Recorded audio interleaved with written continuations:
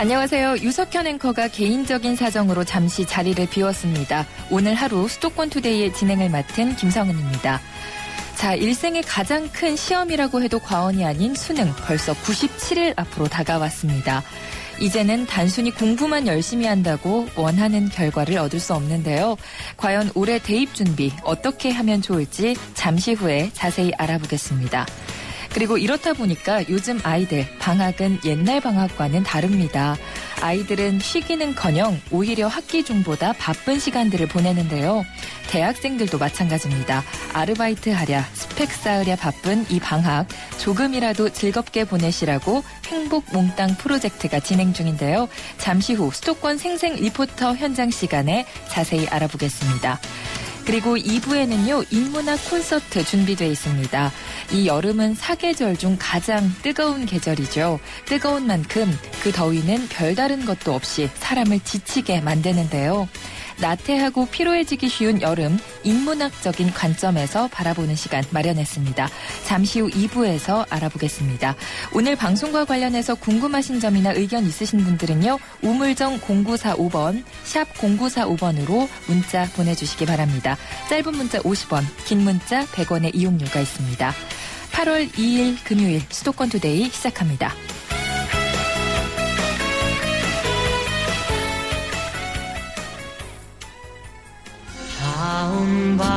안녕하세요. 파페라 테너 임형주입니다. 제가 해외 공연 많이 다니는 거 아시죠?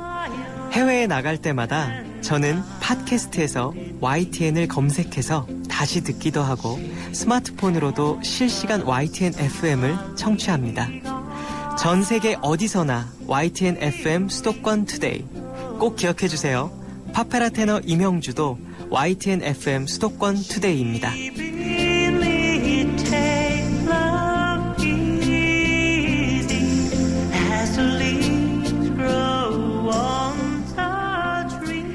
네, 수도권에서 일어나는 크고 작은 일들을 집중적으로 알아보는 투데이 이슈 점검 시간입니다. 자, 수능이 이제 100일도 채 남지 않았습니다. 수능을 잘 봐야 원하는 대학에 갈 수 있는 수험생들은 막판 스퍼트가 한창일 텐데요. 그저 공부만 열심히 해서는 원하는 대학에 갈 수 없는 요즘입니다. 복잡한 입시 제도를 잘 이해하고 또 그에 맞는 조건을 갖춰야 하는데요. 이투스청솔 교육평가연구소의 이종서 소장 전화로 연결해서 이번에 달라진 입시 제도 어떤 것들이 있는지 그리고 100일도 남지 않은 수능 전략 어떻게 세워야 할지 자세히 알아보도록 하겠습니다. 전화로 연결돼 있는데요. 안녕하십니까? 네, 안녕하십니까? 네. 자, 일생의 가장 큰 시험이라고 해도 과언이 아니죠. 이 수능 벌써 97일 앞으로 다가왔습니다. 자, 먼저 지금 수능을 코앞에 둔 수험생들의 수능 고득점 전략 어떻게 세우는 게 좋을까요? 우선 학생들의 입장에서는 지금 이제 100여일도 채 안 남은 시점이기 때문에 네. 일단 굉장히 많은 점수를 올릴 수 있다라는 믿음보다는 가장 좀 현실적으로 올릴 수 있는 점수를 정확하게 좀 판단할 필요가 좀 있어요. 그러기 위해서는 우선 이제 그동안 봤던 모의고사 시험지를 한번 좀 다시 들춰봐서 자신이 좀 맞출 수 있었던 문제, 그다음에 실수했었던 문제, 그다음에 다시 한번 좀 정리를 좀 해야 될 단원들이나 이런 것들을 좀 전체적으로 한번 좀 점검해 볼 필요가 좀 있습니다. 즉 이 얘기는 자신의 약점이 좀 정확하게 어느 파트에서 어느 문제에서 좀 나타나고 있는지를 정확히 좀 판단을 해서 앞으로 남은 그 97일 동안 각 영역별로 한두 문항씩만이라도 더 맞출 수 있다면 학생들에 있어서의 성적 상승은 굉장히 높아질 수 있는 거죠. 네. 따라서 일단 너무 좀 막연하게 나는 한 등급을 올릴 거야, 아니면 몇 점을 올릴 거야, 이렇게 좀 막연한 그 전략보다는 각 과목별로 한두 문제를 더 맞출 수 있는 전략으로 접근하는 것이 오히려 고득점 전략의 핵심이라고 볼 수 있습니다. 네. 많은 점수를 올린다고 목표를 세우기보다 맞출 수 있는 못 맞춘 문제를 정리하고 실수를 줄이는 방향으로 전략을 세워야 된다라고 이야기를 해주셨는데요. 올해 수능은 선택형으로 치러지지 않습니까? 네네. 선택형으로 치러지는 첫 시험인 만큼 많은 혼란이 예상되기도 하는데요. 먼저 이 선택형 수능 어떤 건지 설명을 해주시죠. 일단 기존 같은 경우는 일단 자연계하고 인문계를 구분하는 시험의 형태가 있었습니다. 예. 그게 이제, 수리 영역이었는데요. 이제 올해는 이제 수학으로 이제 바뀌었는데, 인문계 같은 경우는 이제 전년도까지는 이제 수리 나형을 받고요. 예. 그다음 자연계 같은 경우는 수리 이제 가형을 응시를 하게 됐습니다. 네. 그리고 이제 인문계 같은 경우는 이제 사회탐구라고 하는 과목을 받고요. 그다음에 자연계는 이제 과학탐구를 받는데 아무래도 이제 학생들이 이제 시험이 이제 어렵다, 그다음에 학생들이 학습 부담감을 줄여줘야 된다, 이런 어떤 교과부의 방침에 따라서 예. 선택형 수능이라고 하는 것, 소위 표현하는 이제 쉬운 수능이라고 하는 것을 이제 출제해주겠다라고 해서 이제 나타난 것이 이제 A형, B형 이렇게 나눠질 수 있고요. 예. 그래서 이제 국어 A형과 이제 영어 B형이 새로 생기는 이런 형태가 된 것이 이제 선택형 수능이다라고 볼 수 있습니다. 예. 그래서 국어, 수학, 영어 A형, B형을 이제 신중하게 결정을 해야 할 텐데요. 네네. 어떤 기사를 보니까 고교 3학년 이제 학생 10명 가운데 2명은 아직 응시 유형을 정하지 못했다고도 하거든요. 어떻게 네네. 결정을 하는 것이 좋을까요? 우선은 학생들의 입장에서는 지금 국어 A형과 국어 B형의 선택에 있어서는 이렇게 크게 학생들이 고민을 하고 있지는 않습니다. 왜냐하면 전반적으로 지금 현재 국어 A형의 6월 모평까지는 그런데 국어 A형의 시험이 훨씬 더 쉽다고 볼 수는 좀 없어요. 왜냐하면 일단 인문계 학생들이 국어 B형, A형을 봤을 경우에는 예. 일단 가산점 여부에서 이제 문제점이 좀 생기기 때문에 오히려 이제 국어 B형을 보는 것이 오히려 더 현실적이다라고 하는 판단이 이번 6월 모평에서는 좀 나타났고요. 예. 단지 지금 현재 이제 우리 하위권 학생들 혹은 하위권 학생들이 제일 고민이 되는 과목은 이제 영어를 A형으로 볼 것이냐, 이제 B형으로 볼 것이냐 문제가 가장 이제 고민거리일 수밖에 없습니다. 네. 근데 이제 여기서 이제 A형을 선택하는 것이 좋으냐, B형을 선택하는 것이 좋으냐라고 물어봤을 때, 예. 일반적으로 얘기했을 때는 영어 4등급 이하의 학생들은 영어 A형을 선택하는 게 좋다. 라는 표현을 쓰지만, 예. 단순하게 영어라고 하는 과목만 가지고 그것을 선택하는 건 아니겠죠.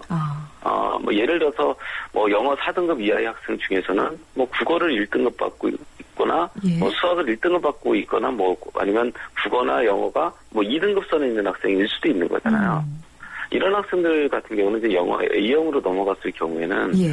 향후의 지원 전략에 좀 문제점이 생길 수 있습니다. 다른 과목도 고려를 해야 하는 거군요. 네네, 그래야 된다는 거죠. 왜냐면 우리가 대학 입시 원서를 쓸 때는 영어라고 하는 과목 한 과목만 가지고 원서를 쓰는 게 아니잖아요. 예. 아무래도 이제 국어, 영어, 수학, 탐구라고 하는 과목을 종합적으로, 고려해서 원서를 쓰는 것이기 때문에, 다른 과목과 있어서 상관성을 일단 좀 고려해야 되고요. 예. 그 다음에 두 번째에 있어서는, 자신의 목표라고 하는 것들을 좀 정확히 할 필요가 있다는 거죠. 왜냐면, 영어 A형을 선택해서는 지원이 불가능한 대학이 있거든요. 예. 따라서 이제 막연하게 그냥 영어 A를 선택하는 게 좋겠어. 이렇게 생각하기보다는 내가 올해 정시까지를 좀 고려했을 때, 어느 정도 대학까지 분명히 갈 수 있는 것인지, 그러니까 자기 의지가 굉장히 중요하다는 거죠. 예. 예를 들어서, 어느 대학의 이하의 대학은 나는, 재수를 하는 한 있어도 난 안 갈 거야. 아니면 예를 들어서, 나는 그런 대학을 갈 거면 전문대를 진학할 거야. 이런 어떤 자기 나름대로의 학생들의 목표라고 하는 것들이 좀, 분명하게 좀 정해져야, 예. 일단 A형을 선택할 것인지 B형을 선택할 것인지가 보다 확실해지지 않을까라고 생각을 합니다. 정확한 목표를 세우고 그에 맞춰서 좀 전략을 짜는 것이 필요하겠군요. 네네네. 네. 그리고 매해 수능 문제 이 출제를 둘러싸고 난이도 조절부터 시작해서 EBS 반영 비율까지 정말 많은 말들이 나오지 않습니까? 올해 수능 네네. 어떻게 예상하고 계십니까? 올해 일단 9월 모평까지 치러봐야 이제 올해 수능 출제 방향성이 조금 더 확실하게 결정될 것 같은데, 예. 전반적으로는 일단 영어 비용이 상당히 좀 어려워질 가능성이 높습니다. 왜냐면, 일단 우리가 난이도라고 하는 조절의 실패 혹은 난이도를 조절하는 데 있어서 가장 중요한 거는 영역 간에 있어서의 소위 표준 점수라고 하는 걸 정확하게 맞춰내는 게 굉장히 중요하거든요. 예. 왜냐하면 지금 현재 점수 체계는 상위권 대학들 중심으로 표준 점수 체계로 돼 있기 때문에 이 표준 점수를 각 영역별로 비슷하게 맞춰내는 게 굉장히 중요해요.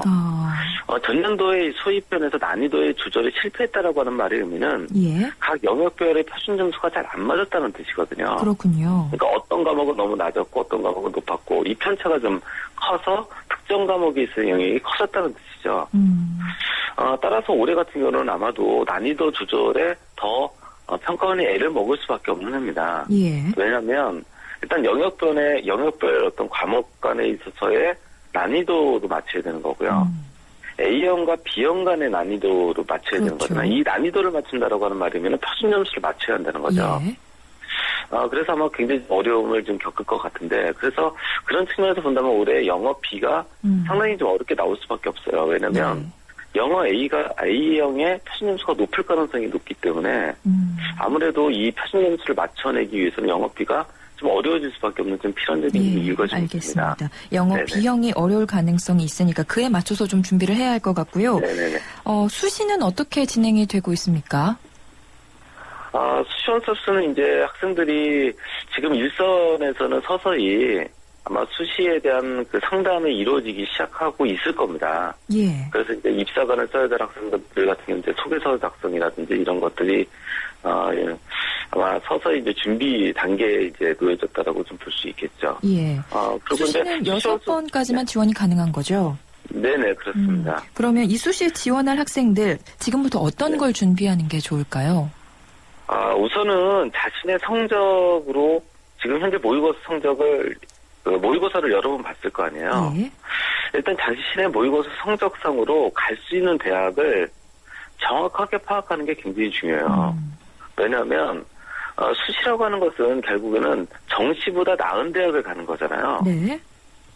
그러면 내가 정시까지 고려했을 때는 어느 정도의 대학을 갈 수 있는지를 정확하게 판단 내리는 게 굉장히 중요하거든요.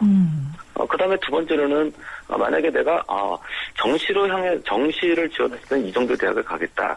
그러면 그 이상의 대학을 쓸 때 내가 갖고 있는 경쟁력이 무엇인지를 찾아내야 되는 거죠. 예. 그것이 내신인지 논술인지 아니면 수능인지 아니면 비교과인지 이 경쟁력의 요소를 찾아서 거기에 걸맞는 전형을 찾아내는 과정이 일단 수시 전형의 핵심이라고 볼 수 있습니다. 이 수시 지원 같은 경우는 6번까지 복수 지원이 허용되지만 합격자는 뭐 등록 여부와 관계없이 정시에 지원할 수 없죠.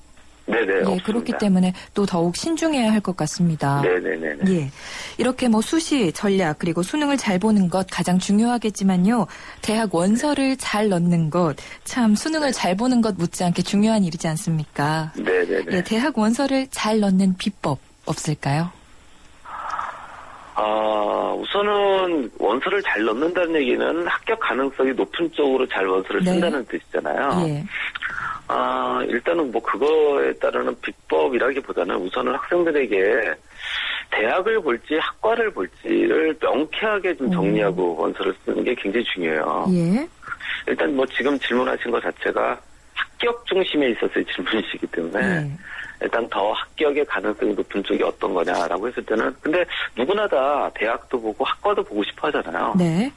근데 실제로는 그렇게 원서를 대학도 자기가 원하는 대학 쓰고 학과도 자기가 원하는 학과를 쓰기가 쉽지 않은 거죠. 맞습니다. 합격 가능성이 좀 높다라고 한다면 예. 좀 낮은 학과라고 하더라도 자기가 원하는 대학을 쓸 수도 있고요. 조금 낮은 대학이라고 하더라도 자기가 원하는 학과를 쓸 수도 있는 거잖아요. 그래서 일단 첫 번째로는 자기가 대학을 볼 건지 학과를 볼 건지 이걸 좀 분명하게 정하는 것이 합격 가능성이 1순위일 수밖에 없고요. 예. 두 번째로는 전년도의 경쟁률을 고려하는 것들이 일단 굉장히 중요해요. 그다음에 세 번째로는 전년도에 나타났던 결과를 정확하게 수집하는 게 굉장히 좀 중요하겠죠. 예. 그다음에 맨 마지막에 이제 사회적 변수라고 하는 거를 고려할 필요가 있습니다. 어떤 거죠? 예를 들어서 건축 경기가 대단히 좀 별로 안 좋다. 그러면 아무래도 건축학과라든지 건축 관련 학과가 경쟁력이 떨어질 수밖에 없거든요. 예. 예를 들어서 최근에 보면 이제 로스쿨 중심이다. 그럼 법학과가 이제 경쟁력이 상대적으로 떨어진다든지 예. 이런 어떤 사회적인 변화와 흐름 속에서 학생들의 선호도가 좀 많이 달라지는 요소가 있다는 거죠. 예. 이런 것들을 좀 고려하는 것이 일단 원서를 잘 넣는 것, 혹은 합격 가능성이 높은 쪽으로 원서를 쓰는 거. 예. 이라고 볼 수 있겠죠. 4가지 부분 말씀을 해주셨습니다. 일단 대학일지, 학과일지 이 초점을 맞춰야 하는 부분 결정을 해야 할 거고요. 네네. 또 전년도 경쟁률과 결과 살펴보고 사회적 네네. 변수까지 고려하는 방법 네네. 이야기를 해주셨습니다. 사실 지금이 가장 지치는 시기인데요. 이 장마가 끝나고 본격적인 무더위가 시작되는 이 시기 수능까지 어떻게 보내는 게 좋을지 마지막으로 한 말씀 해주시죠. 우선 앞서도 학생들에게 이야기했던 것처럼 우선 자기가 지금 자기 성적에 있어서의 장단점하고 각 영역별에 있어서의 자기의 어떤 문제점들을 좀 정확하게 파악했으면 좋겠어요. 예. 학생들이 여름방학이 시작이 되면 일단 급해요. 성적을 마지막 올릴 수 있는 지금 저희의 기회가 여름방학이라고 마음이 생각하다 많이 보니까 급해지죠. 네, 급해지다 보니까 EBS 문제집을 막 사다가 마구잡이로 푸는 거죠. 네. 이거는 별로 도움이 안 됩니다. 절대로. 그래서 오히려 정확하게 조금 시간이 걸려도 그동안에 봤던 모의고사 시험지를 들춰내서 자기가 취약한 단원들이 무엇인지 문제 유형이 무엇이었는지를 정확하게 좀 파악하고 그것들을 어떻게 접근하는 것이 올바른 것인지를 먼저 이해하고 문제를 좀 풀려고 하는 모습이 좀 보였으면 좋겠고요. 네. 그래서 마지막 정리라고 하는 것들이 학생들의 입장에서는 예를 들어서 굉장히 많은 양을 공부하는 것이라고 생각하는데 마지막 정리라고 하는 건 그동안 공부했던 것들을 다시 한번 점검하는 것이다라고 하는 관점 속에서 좀 정리했으면 좋겠고 그다음에 EBS에서 출제 가능성이 대단히 높은 쪽이 있거든요. 예를 들어서 국어 파트 같은 경우는 문법이라든지 문학이라든지 이런 파트가 훨씬 더 출제 가능성이 높은 쪽이거든요. 예. 이런 좀 출제 가능성이 좀 높은 쪽으로 EBS 교재를 더 많이 활용해서 공부하는 학습 태도가 좀 필요하지 않을까라고 생각합니다. 예, 알겠습니다. 우리 이제 수험생들 마음을 급하게 먹기보다 잘 계획을 세워서 좀 정리를 하는 방향으로 마음을 먹었으면 네네. 좋겠습니다. 오늘 말씀 네. 고맙습니다. 이투스청소 네, 감사합니다. 교육평가연구소 이종서 소장이었습니다.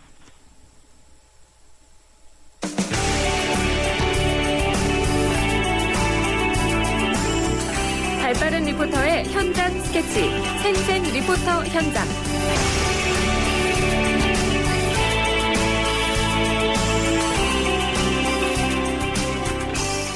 네, 수도권의 다양한 소식들을 만나보는 생생 리포터 현장입니다. 오늘 진소정 리포터 스튜디오에 나와 있습니다. 안녕하세요. 안녕하세요. 자, 오늘은 어떤 소식인가요? 네, 요즘 방학철입니다. 한자로 노을방자에 배울 학자를 써서 잠시 학업을 놓는다는 얘긴데요.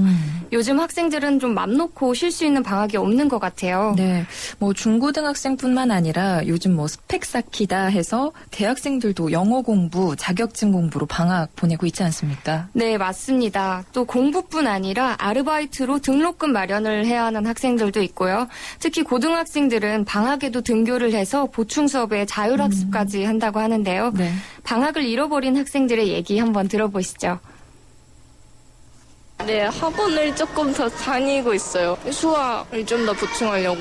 방학인데 8시부터 12시까지 학교 수업하고 4시까지 자습도 하고 끝나면 막 학원 가고 이래서 못 놀아요. 방학 때 도서관 가서 공부해요. 그 학교 진도 2학기 때 따라가려면은 미리미리 공부해야 되고 1학기 때 했던 것도 공부해야 되니까 다시. 저 방학 때 알바해요. 편의점 알바예요. 학교 그 미술 때문에도 그렇고 용돈도 적게 받으니까 저가 벌고 그런 것 때문에. 토익이랑 아르바이트 해요. 아르바이트 때문에 학비 이런 것도 벌어야 되니까 시간 뺏기는 거나 공부하기 싫긴 한데 해야 되는 것 때문에 시간 좀 뺏기고 그런 것 때문에 막 많이 못 노니까 아쉬운 건 있어요. 휴가 계획이 없어요. 그냥 바쁘기도 하고 멀리 가면 이제 돈도 많이 드니까 그래서 계획을 따로 잡진 않았죠. 저는 이번에 학원 끝났고 근데 친구들이 알바하고 막 그래서 그냥 혼자서 보내고 있어요. 같이 놀 사람이 없어요. 네, 우리 여자친구, 고등학생 친구였던 것 같은데 8시부터 12시까지 수업을 듣고 4시까지 네. 자습을 한 후에 학원을 또 가는군요. 네, 아주 이게 참 방학이 맞는지 생각이 드는데요. 요즘 휴가철이라 지하철에도 사람이 많이 줄었다고 하는데 의외로 이 휴가 못 가시는 분들도 많이 있는 것 같습니다. 네, 이게 돈이 있으면 시간이 없고 시간이 있으면 돈이 없어서 못 떠나는 분들 많으실 텐데요. 네. 그런 분들을 위해서 서울시에서 행복 몽땅 프로젝트라는 사업을 추진 중입니다.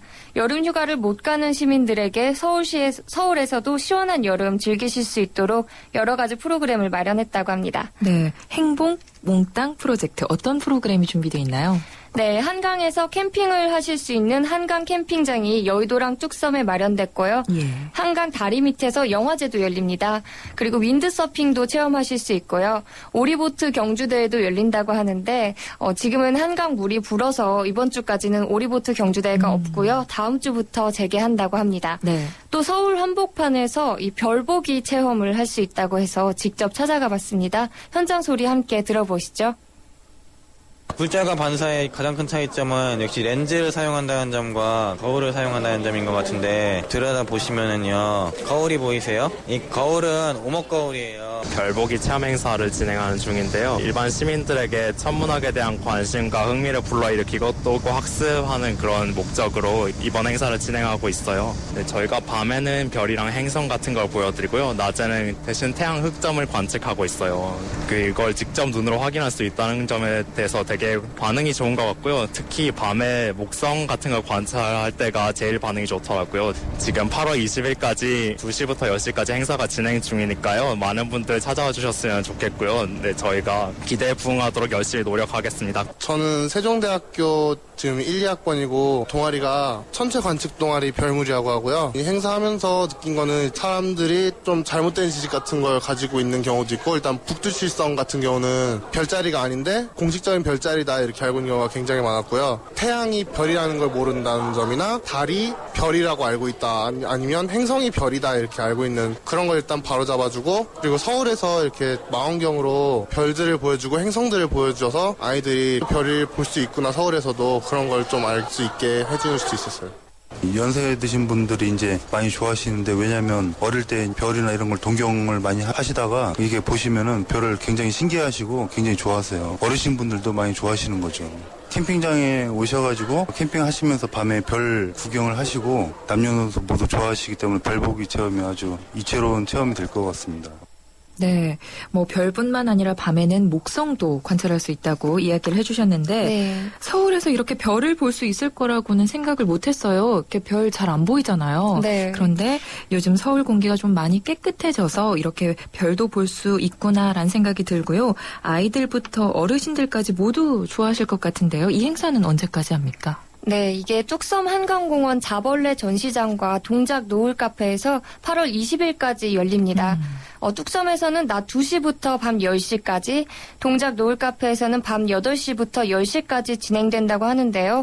예. 뚝섬에 가시면 낮에 가셔도 태양 흑점 관찰을 하실 수 있다고 하니까 시간에 구애받지 않고 언제든 찾아가셔도 될 것 같습니다.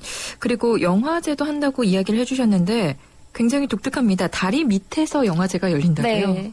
8월 10일까지 금요일과 토요일 저녁 8시에 한강에 오시면요, 다리 밑 영화제를 보실 수가 있습니다. 영화를 상영하는 다리들은 양화, 성산, 동작, 한남, 청담대교고요. 예. 한강하면 떠오르는 영화죠. 괴물부터 시작해서 바람과 함께 사라지다, 우리들의 행복한 시간 등 총 7편의 상영될 예정이라고 합니다. 이렇게 다양한 프로그램을 준비한 서울시 한강사업본부 이병석 주무관의 얘기도 같이 들어보시죠. 시민들이 찾고 싶고 즐기고 싶은 한강을 조성을 하려고 멀리 가지 않으셔도 여러 가지 프로그램으로 즐길 수 있도록 프로그램을 한 30개 만들었고요. 반응이 아주 좋습니다. 시민들께서 캠핑을 좋아하시는데 요즘에 추세가 캠핑장을 운영을 하고 있고요. 여름 한시적으로. 그리고 이제 별보기 체험이 있고, 그리고 이제 수영장도 항상 운영을 하고 있습니다. 그리고 다리 밑 영화제 같은 것도 반응이 좋고요. 여러 가지 프로그램을 준비를 하고 있습니다.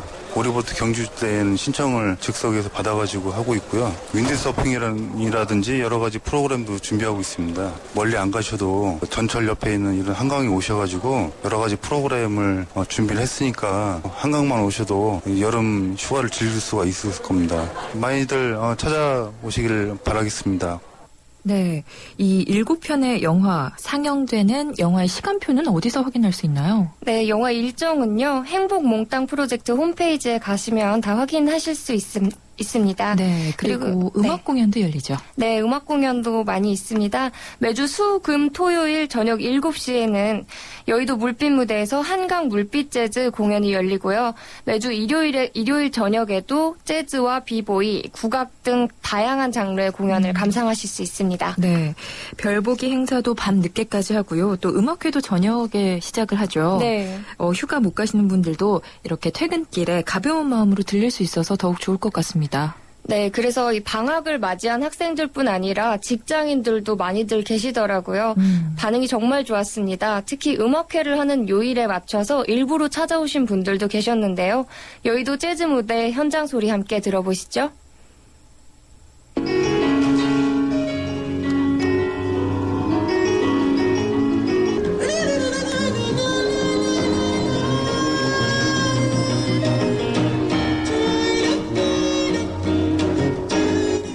장구의 전준혁 씨, 베이스의 이원수 씨, 보컬의 오마르 스비타르 씨, 저는 피아노의 이건민이었습니다. 네, 감사합니다. 지금까지 저희는 멜랑제 프로젝트였습니다. 감사합니다. 바람도 불고 행사하는 게 좋아요. 너무. 그 인터넷으로 보고 월요일날 여기 텐트 빌려서 왔어요. 네, 그래서 왔다가 좋아서 오늘 다시 왔어요. 그날은 월요일에서 이걸 안 했거든요. 그래서 일부러 수요일날 택해서 왔어요. 이거 한다고. 과일하고요, 과자, 생과자, 음료수 이런 거 간단하게 먹을 거. 여름 처음 나왔거든요. 실제로 앞에 음악이 있고 뒤에 이렇게 텐트를 쳐서 이렇게 완전히 이제 한강이 달라졌네요. 외국에서도 보면 이렇게 한강에 같이 이렇게 해놓은 데가 많이 있길래 이렇게 봤는데 이제 우리나라도 공호처럼 잘 해놔가지고 상당히 보기가 좋습니다. 네, 강바람 맞으면서 음악을 들으니까 열대야도 겁나지 않을 것 같습니다. 네. 이번 행복 몽땅 프로젝트는 8월 20일까지 앞으로 약 3주간 계속된다고 하니까요. 주변의 소중한 사람들과 함께 가까운 한강으로 더위 피하러 오시길 바랍니다. 네, 저는 이 별보기 체험 가장 관심이 가는데요. 꼭 가봐야겠습니다. 네. 진수정 리포터 수고하셨습니다. 네, 고맙습니다. 감사합니다. 네, 자, 수도권 투데이 1부는 여기서 마무리를 하고요. 잠시 뒤 저는 2부에서 돌아오겠습니다. DMZ를 아시나요? DMZ는 1953년 정전협정에 의해 성립된 군사적 비무장지대입니다.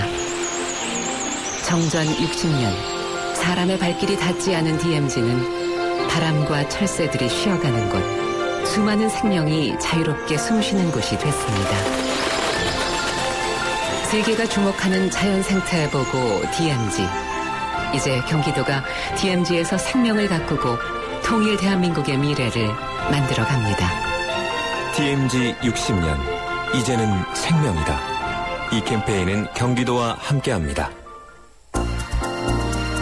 안녕하세요. 가수 인순입니다. 저는 외국에 있는 딸과 자주 전화로 안부를 묻곤 하는데요. 아무래도 외국에 있다 보면 가장 궁금한 게 우리나라 소식인 것 같아요. 신속한 뉴스와 다양한 정보, 그리고 우리가 살아가는 이야기까지 YTN 라디오의 주파수를 맞춰보세요. 이제는 미국 LA에서도 100.3 HD2로 YTN 뉴스 FM을 들을 수 있다고 하니 더 기대가 됩니다. FM 94.5 YTN 뉴스 FM 많이 사랑해주세요.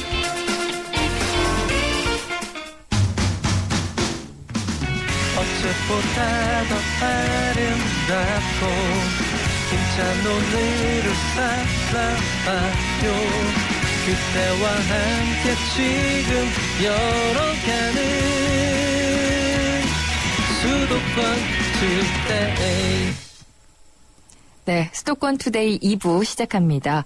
오늘 새벽에도 비가 내렸죠. 이 비 지겹다 하시는 분들 많으셨을 텐데요. 이 지리했던 장마가 다음 주에는 정말 끝이 난다고 합니다. 그리고 이제 본격적인 무더위가 시작될 텐데요. 장마보다 더 길 이 여름 무더위, 오늘은 인문학적 관점에서 바라보는 시간을 마련했습니다. 잠시 후에 거리의 인문학자 최준영 교수와 함께하는 시간 준비되어 있습니다. 자, 수도권 투데이 2부 뉴스 브리핑 먼저 듣고 오겠습니다. 박형주 아나운서. 네, 수도권 뉴스 브리핑입니다. 본격적인 휴가철을 맞아 서울역에도 휴가를 떠나려는 시민들의 발길이 이어지고 있습니다. 서울역에서 출발하는 경부선은 KTX와 새마을호 모두 오전 중에만 일부 좌석이 남은 상황입니다. 태백선과 장항선은 오늘 모든 열차의 좌석이 매진됐습니다. 다만 간간히 반환되는 표가 판매되고 있고 입석표는 역에 직접 나오면 구할 수 있습니다. 한국철도공사는 코레일 홈페이지나 ARS 전화로 실시간 예매 상황을 확인해 줄 것을 당부했습니다. 이 기독교 정신에 입각해 세워진 구호단체라도 종교를 이유로 직원들을 차별해서는 안 된다는 국가인권위원회의 판단이 나왔습니다. 국가인권위는 해당 구호단체에 차별 방지 대책 마련을 권고했는데요. 인권위는 해당 구호단체가 기독교 정신에 따라 설립됐지만 업무와 밀접하게 관련된 경우를 제외하고 특정 종교를 강요하는 것은 비합리적이라고 설명했습니다. 정부가 투자 활성화를 위해 수도권을 포함한 전국 산업단지의 기능을 전면 재점검하기로 했습니다. 특히 혁신 역량을 높이고 기존 입주 산업과 융복합 효과를 낼 수 있는 방향으로 산업단지를 개편할 예정이어서 지금까지 수도권 산업단지에 허용되지 않았던 폐기물 처리업 등 기존 사업과 관련된 서비스 업종의 입지가 가능해질 전망입니다. 이와 관련해 현호석 부총리는 지난달 31일 기자간담회에서 중앙과 지방의 산업단지를 전반적으로 살펴보려고 한다면서 수도권에 대해서도 기능별 점검을 통해 규제를 풀어줄 수 있는 부분은 풀어주려고 한다고 말했습니다. 지금까지 수도권 뉴스 브리핑이었습니다.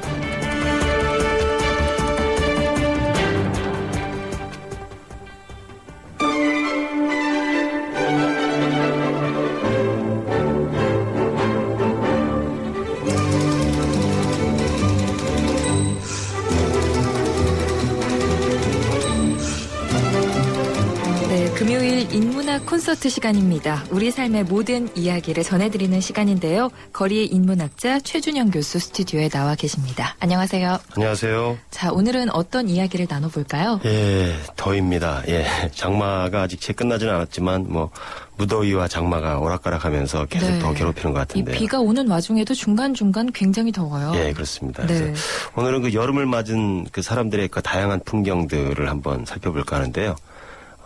일단 여름 하면 여행의 계절 혹은 휴가의 계절이라고 얘기를 하지 않습니까? 그렇죠. 예. 휴가죠. 대부분의 네. 사람들은 여름 휴가를 즐기거나 혹은 꿈꾸고 있을 텐데요.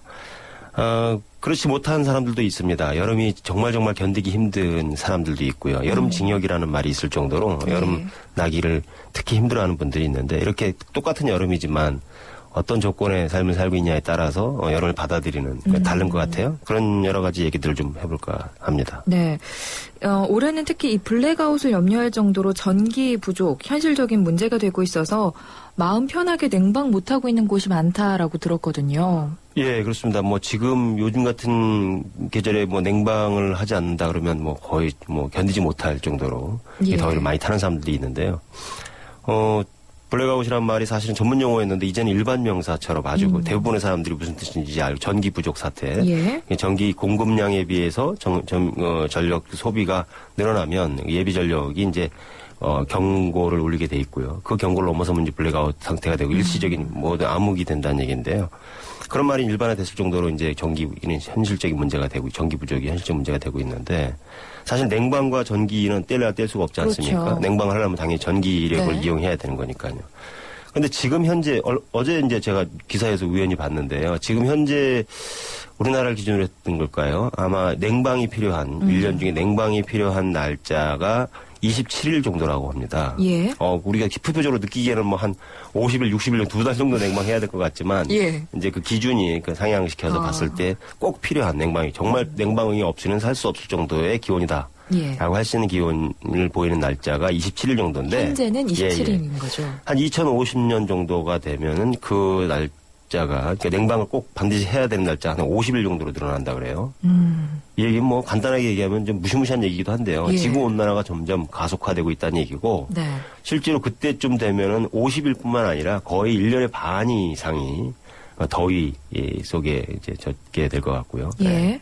그런 거 생각해 보면 지금 현재 비록 덥긴 하지만 견디면서 살아야 될 거다. 냉방기 틀지 않고도 견디는 걸 좀 연습할 필요가 있겠다는 생각도 들어봅니다. 네. 이 전기를 아끼다 보니까 요즘 회사에 있어도 좀 업무 효율이 많이 떨어진다. 회사에서도 땀을 흘리고 있다. 이렇게 얘기하는 분들도 많이 있으시거든요. 예, 그렇습니다. 예. 네. 이 지구 온난화가 심각한 문제로 대두되고 있다는 걸 정말 실감하게 됩니다. 예, 지구 온난화와 더불어서 이산화탄소 문제가 이슈가 됐던 게 꽤 오래됐어요. 그런데 예. 공교롭게도 그 이산화탄소 그 배출량 이런 것과 관련해서 강대국들이라고 할 수 있는 미국이라든가 러시아, 중국 이런 나라들이 세계의 어떤 기구의 어떤 협약에 동의를 안 하고 있어요. 예, 계속해서 전 세계에서, 많은 예, 이산화탄소를 뿜어내고 가장 많은 있죠. 이산화탄소를 이제 배출하고 있는 그런 나라들인데요. 네. 지구 온난화의 주범이죠, 이산화탄소가. 우리가 이제 보통 호흡할 때는 산소를 들이마시고 이산화탄소를 뱉어내지 않습니까? 예. 근데 반대로 나무 같은 경우는 이산화탄소를 들이마시고 흡수하고 산소를 배출해요. 그러니까 예. 우리가 나무를 많이 심자 말은 많이 하는데 이게 지구 온난화를 방지하기엔 가장 효율적인 방법입니다. 그런데 우리가 인류가 나무를 심는 것보다 예. 훼손하는 것이 훨씬 더 크죠. 예를 들어 대표적인 케이스가 이제 어떤 우리나라 황사 같은 게 오지 않습니까? 황사가 이제 중국 서부에 있는 사막지대에서 불어닥친 모래바람이 이렇게 그 대륙을 건너서 우리나라로 온다는 건데요. 예. 우리 기후에 굉장히 심각한 타격을 주고 있지 않습니까? 예. 사막화를 막기 위해서 중국 서부 쪽에 끊임없이 나무를 심는데 나무를 심는 아무리 열심히 심어왔자 사막이 점점 늘어나는 것을 막지 못한다고 합니다. 이유는 그만큼 무엇일까요? 뭐 여러 가지 기후 전문가 뭐 그런 쪽 전문가는 아닙니다만 예. 그 사막화라고 하는 것이 점점 이제 그 무서운 속도로 진행되고 있는 것에 비해서 우리가 예. 인간들이 노력해서 그것을 바꾸거나 막기에는 역부족인 거다 이런 얘기를 하는 거고요. 그 외에도 뭐 자연 훼손이 굉장히 많죠. 그 산불이 많이 일어나는데요. 또 산불 같은 경우도 뭐 방화라든가 이런 게 아니라 자연적인 현상에 의해서 산불이 발생하기도 한다 그래요. 산불이라든가 또 여름 가을에 태풍 같은 거 이런 것들이 이제 산림을 훼손하고 예. 특히 또 우리 인간들이 이제 도시화 산업화하면서 또 예전에는 굴뚝 산업이 또 대기를 오염시킨다고 했는데요. 또 그런 게 있고 한때 또 이슈가 됐던 프레온가스 우리가 뭐 무스 같은 거 쓸 때 스프레이 같은 거 할 때 프레온가스를 이용한다 그러지 않습니까? 그게 이제 예. 대기권을 훼손시키면서 또 심각한 대기권의 어떤 문제를 야기시키기도 하고요. 어찌됐건 이산화탄소는 어찌됐건 온도가 높은 기체입니다. 온도가 높은 기체이기 때문에 이산화탄소 배출이 많이 난다는 얘기는 예. 대기 온도가 올라간다는 얘기고 대기 온도가 올라간다는 것은 전체적으로 보면 이제 지구 온난화라고 볼 수 있는 거죠. 네. 뭐 국제적으로 세계적으로 그리고 많은 선진국에서는 이 이산화탄소 배출에 대해서 좀 이제 많은 문제점을 인식하고 있지만 또 아직도 많은 개발도상국에서는 이 자원이 곧바로 경제로 연결이 되기 때문에 많은 산림들이 또 훼손되고 있죠. 그 세계 공장이라고 하는 이제 굴뚝 경제를 아직까지 이제 주요한 산업 기반으로 하고 있는 이제 브릭스라든가 예. 또는 뭐 대표적으로 중국, 인도 이런 나라들은 막 경제 성장을 해나가는 와중에 그 선진국들이 소위 말해서 이제 이산화탄소 배출량에 대해서 문제 삼는 거에 대해서 예. 굉장히 거부감을 드러내기도 하고 그럽니다. 그래서 우리가 알아서 할 테니까 우리 환경 문제 따지지 마라. 뭐 이런 식으로 뭐 강변하기도 하고요. 그렇게 하고 있는데 어찌됐건 뭐 중국도 요즘은 새삼스럽게 이제 시진핑 정권이 들어서고 나서 환경 문제에 굉장히 관심을 많이 예. 가지고 있고 그 대책을 세우려고 노력을 하고 있다고 합니다. 예. 네. 이렇게 심각해지는 지구 온난화. 오죽했으면 우리나라 그리고 여름 징역이라는 말이 나올 정도로 이제 더워지고 있다는 건데요. 예. 예전에는 뚜렷한 사계절을 가진 게 아주 우리나라의 대표적인 자랑거리였는데 요즘에는 저희 지리 시간에도 그렇게 배웠잖아요. 예, 뭐 아니면 더운 것 같아요. 여름이 길어지고 또 겨울도 길고요. 예. 예. 봄과 가을을 정말 찾아보기 힘듭니다. 네. 여름징역이라는 말은 뭐 그 이전에도 있었던 표현인지 모르겠습니다만 저 같은 경우는 이제 신영복 선생님의 그 감옥으로부터의 사색이라는 책에서 접했는데요. 예. 정말 절절한 내용입니다. 한번 좀 들려드리면 신 선생님이 이런 얘기를 해요. 책에서. 없는 사람들에게는 여름보다는 겨울이 아무래도 힘들 것이다. 겨울에 추위를 견디기 힘들고 또 춥기 때문에 이동을 하기 힘들기 때문에 뭐 먹을 걸 얻어먹기도 쉽지 않고 그리고 또 추위는 생존이랑도 직결되기도 하고요. 그래서 이제 보통 없는 사람들한테는 여름보다는 겨울이 더 힘들다라고 보통 통상적으로 알려져 있는데 징역에서만큼은 그 반대다. 예. 교도소에서는 그 반대일 수밖에 없다. 왜냐하면 굉장히 그 좁은 공간에서 뭐 6명, 7명 이렇게 한 대 이제 복역을 하는데요. 뭐 낮에야 뭐 앉아 있으니까 큰 상관 없습니다만 밤에 잠을 잘 때 예. 편안하게 누워서 잘 수 없을 정도 칼잠을 자야만 겨우 같이 누울 수 있는 정도로 그 좁은 공간에 눕게 되는데 그 옆 사람이 뿜어내는 열기, 숨을 쉬면서 뿜어내는 그 열기 때문에 더워서 잠을 잘 수가 없다 그럽니다. 그러니까 예. 실제말로 그런 36.5도짜리 연탄 6개 내지 7개가 동시에 바닥에 들어가 있는 거죠. 예. 그 옆에서 그 36.5도짜리 연탄들이 뿜어내는 열기가 결국 잠을 설치게 하고 또 물론 자리가 좁아서이기도 하지만 그 열기 때문에 더 이상 잠을 잘 수 없고 그러면서 참 안타깝고 슬픈 현실인 게 그 동료가 깜빵 동료가 사실은 특별한 잘못한 것도 없는데도 불구하고 있다라는 그 사실만으로도 존재하는 그 자체만으로도 사람이 사람을 서로 미워하게 하고 외면하게 하고 하는 것이 바로 여름 진역이다. 나조차도 누군가에게 36.5도의 연탄이 되어야 그렇죠. 하는 거고요. 예, 서로가 서로에게 그런 거죠. 그러니까 존재만으로. 특별히 해코지를 하지 않는데도 불구하고 존재한다는 그 자체만으로도 서로가 인간이 서로 존중하는 게 아니라 싸우고 질투하고 또 뭐 외면하고 없어졌으면 하는 바람을 갖게 되고 이런 것들이 바로 인간성을 말살시키는 인간 존엄성을 훼손시키기 때문에 여름 징역이야말로 정말 견디기 힘든 징역이다. 뭐 이렇게 얘기를 하기도 합니다. 이 여름을 나기 어려운 곳, 뭐 징역, 교도소뿐만은 아닐 것 같은데요. 또 어떤 분들이 있을까요? 이 교도소 바깥을 나오면 자유의 세계이지 않습니까? 자유의 세계가 풍요롭고 즐겁게만 할 것 같은데 그렇지 않습니다. 이 자유로운 현실, 이 어떤 공간들이 어쩌면 징역살이처럼 느껴지는 그런 분들도 있을 겁니다. 제가 아무래도 이제 노숙인 문학을 오래 해왔기 때문에 노숙인 분들에 대해서 좀 어느 정도 알고 있는데요. 이분들 같은 경우는 우리가 보통 아까도 이제 제가 이런 얘기했는데 겨울이 견디기 힘들 거라고 생각하지 않습니까? 얼어 죽을 염려 때문에 사람들도 그리고 많은 기사들이 또 그때 힘들어하시는 분들의 이야기를 담고 있죠. 그렇죠. 겨울만 되면 아주 뭐 습관적으로 이제 노숙인 관련 기사가 이제 신문에 나오기도 하고 그러는데요. 사실은 여름에 훨씬 더 많은 노숙인들이 죽습니다. 아, 정말요? 겨울은 대비를 합니다. 추위가 온다 그러면 긴급 대피소로 피하기도 하고요. 뭔가 어떤 뭐 침낭을 구한다든지 뭐 어떤 그 방안 대책을 세우거든요. 두렵기 때문에. 근데 여름은 대책을 세울 수도 없습니다. 왜냐하면 가는 곳곳이 다 뜨거운 열기를 뿜어내는 그런 곳이거든요. 우리가 뭐랄까 요즘 뭐 열섬 현상이라나요?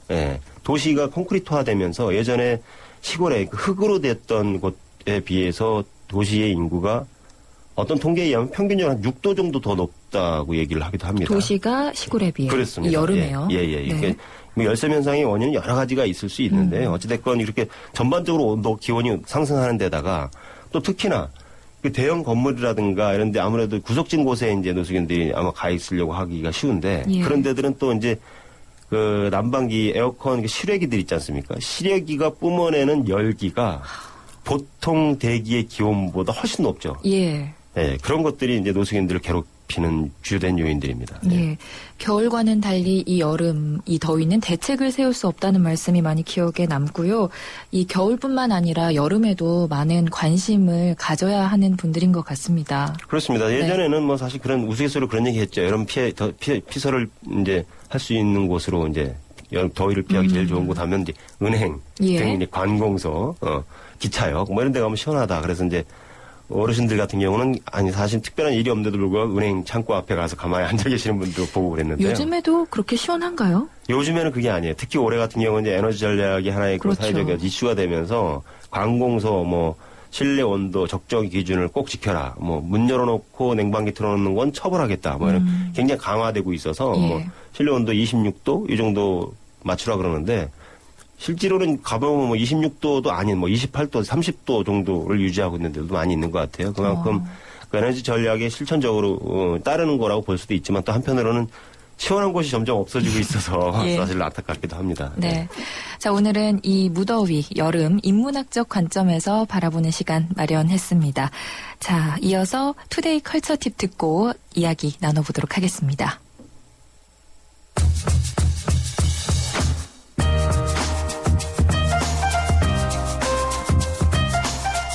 만 30세 이하 젊은 작가들의 작품을 전시하는 국내 최대 아트 페스티벌 아시아프가 시작됐습니다. 올해로 6회째를 맞이하는 아시아프는 공모를 통해 국내외 젊은 작가들을 선발해서 그들의 작품을 전시하는데요. 지난 5년간 20만 명의 관람객이 방문하고 4천여 점의 작품이 판매될 정도로 많은 사랑을 받고 있습니다. 이번 아시아프에는 어린이 체험 프로그램도 마련돼 있는데요. 가방이나 시계같이 일상에서 자주 쓰는 물건을 직접 만들어 볼 수 있습니다.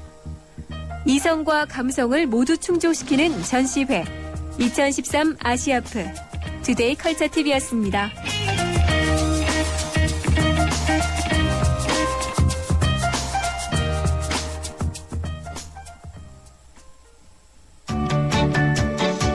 수도권 투데이. 네, 거리의 인문학자 최준영 교수와 함께 오늘은 여름을 맞은 사람들의 다양한 풍경 이야기해보고 있습니다. 교수님, 최근 몇 년간 뉴스를 보면요, 유럽에서도 더위로 인한 사망자가 늘고 있다고 하는데 예. 우리나라에서는 주로 이 거리의 삶을 사는 노숙인들이 1차적인 피해를 보고 있는 건 아닌가 생각이 듭니다. 예. 국가적인 통계에 잡히지도 않는 죽음들이 많이 있습니다. 해마다 1년에 거리의 삶을 사는 분들이 한 300명에서 400명 정도가 비명 행사, 그야말로 소리 소문 없이 돌아가시는 분들이 나타나는데요. 예. 저희가 1년에 한 번씩 메모리얼 데이라 그래가지고 동짓날, 12월 말쯤에 가장 추운 날이고 해가 가장 겨울 중에서는 짧은 날이죠. 네, 그날 거리의 삶을 살다가 돌아가신 분들을 추모하는 그런 행사를 합니다. 예. 많은 사람들이 관심을 가져주지는 않습니다만 그래도 저희들끼리라도 그분들 합동으로 이제 분향소를 설치해놓고 또 이제 떠나신 분들을 위로하는 그런 자리를 만들기도 하는데요. 네. 저는 우리 사회의 여름 하면은 두 부류의 사람들이 존재한다. 이 도시에는 저는 이렇게 생각합니다. 실내에서 난방 혜택을 받는 사람과 실외에서 난방기의 외풍기에서 나오는 열기를 맞는 사람. 이 실내에 있는 사람들과 실외에 있는 사람들. 실내에 들어가고 싶지만 들어갈 실내가 없는 사람들. 예. 결국 실외에서만 생활을 해야 되는데 그곳은 그야말로 지옥이죠. 왜냐하면 실내를 시원하게 하기 위해서 가동시키는 냉방기의 뒷바람. 그죠? 뒷바람을 그대로 맞아야 되기 때문에. 예. 그러니까 이 더위는 좀 지구 전체의 심각한 문제이기도 하면서 말씀을 들어보니까 어떤 동시에 빈부격차의 문제로 환원된다는 생각이 들거든요. 그렇습니다. 그렇게 아까 제가 실내와 실외로 구분할 수 있다라고 얘기할 정도로 이렇게 대별적으로 구분이 되는데 한때는 서울시장이 서울역 대합실에 있는 노숙인들을 다 내쫓겠다. 실제로 내쫓았고요. 들어오지도 못하게 하고 했었는데 어떤 사람은 그런 얘기도 합니다. 속물원소를 해요. 아니 이렇게 덥고 일자리도 도시에 없는데 시골 같은 데 가면 전원 풍경 속에서 농산일 일꾼들도 일손도 부족하고 그러는데 좀 좋지 않냐 이런 얘기를 철없이 하는 분들도 있는데 네. 도시에 있는 이유가 있습니다. 빈민들이 도시에서 버틸 수밖에 없는 그런 이유가 있는 거죠. 예. 예. 자, 오늘은 여름을 맞은 사람들의 다양한 이야기 나눠봤는데요. 참 가슴 아픈 이야기도 있고요. 좀 더위가 빨리 좀 가셨으면 좋겠다는 생각도 들어봅니다. 자, 거리 인문학자 최준영 교수와 함께했습니다. 교수님 고맙습니다. 고맙습니다. 현대증권이기에 가능한 혜택.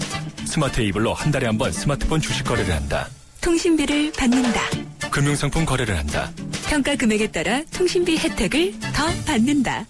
2013년엔 쭉 모두 모아 통신비 이벤트. 자세한 내용은 홈페이지에 에이버 현대증권.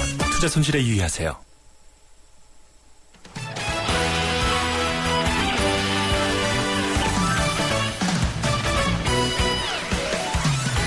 네, 수도권투데이 오늘 순서는 여기까지입니다. 월요일 오전 9시 10분에 다시 찾아뵙겠습니다. 지금까지 프로듀서 김우성, 기술감독 신동혜, 구성작가 최유미, 진행의 김성은이었습니다. 함께해 주신 여러분 고맙습니다.